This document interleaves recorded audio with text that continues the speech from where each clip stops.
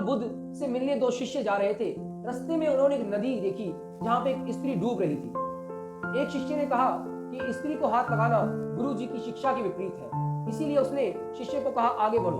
पर दूसरा शिष्य ना रहा गया और उसने सोचा कि मेरा कर्म कहता है, मेरी शिक्षा कहती है मुझे किसी को भी बचाना चाहिए, और उसने उस स्त्री को बचाकर नदी के किनारे ले आया। उससे आगे वो दोनों बढ़ गए। एक शिष्य उसे पूरे रास्ते यही बोलता चला गया कि तुमने गुरु जी की आज्ञा का उल्लंघन किया है। जब भगवान बुद्ध के पास दोनों शिष्य पहुंचे तो उन्होंने भगवान बुद्ध को सारी बात बताई। भगवान बुद्ध ने शिष्य को कहा कि इसने जो किया है वो बहुत अच्छा है, क्योंकि इसको अपना कर्म समझकर इसने किया। पर सोचो, तुमने उस बात को अभी तक अपने मन के साथ अपनी बुद्धि में बनाकर रखा हुआ है। उस स्त्री को ये तो वही भूल गया, पर उसको आज भी तुमने अपने कंधों के ऊपर उठाकर अपनी बुद्धि के साथ रखा हुआ है।